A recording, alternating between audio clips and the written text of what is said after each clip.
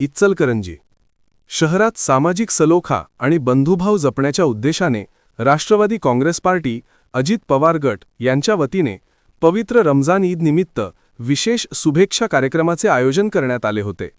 इचलकरंजी येथील ईदगाह मैदानावर पार पडलेल्या या उपक्रमाला मुस्लिम बांधवांचा उत्स्फूर्त प्रतिसाद लाभला। या कार्यक्रमादरम्यान नमाज पठण करून येणाऱ्या सर्व मुस्लिम बांधवांचे राष्ट्रवादी काँग्रेस पार्टी अजित पवार गट यांचे पदाधिकारी व कार्यकर्त्यांनी पुष्पगुच्छ देऊन स्वागत केले। तसंच उपस्थितांना उसाच्या रसाचे वाटप करून ईदच्या शुभेच्छा देण्यात आल्या। या उपक्रमामध्ये जवळजवळ 2000 मुस्लिम बांधवांनी सहभाग नोंदवून सामाजिक ऐक्याचा संदेश दिला।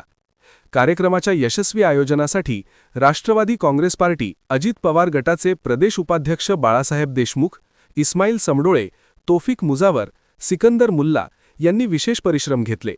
यावेळी बाळासाहेब देशमुख, अमर देशमुख, आमिर मुल्ला, धनाजी डोईफोडे, गणेश जाधव, महम्मद इलियाज समडोळे, सौरभ भिंडे, राहुल कांबळे, सागर कोळी, निवास गागडे, अमित पाडळे, तौफिक कोठीवाले, सुभान फकीर, अमित ठाणेकर, आबासाहेब वास्ते, बबलू मोरे, विनोद कल्ले, नूर महम्मद कलावंत, निहाल कलावंत, याशीन मुजावर, तौफिक नदाब, संदीप शिंदे आदी मान्यवर उपस्थित होते।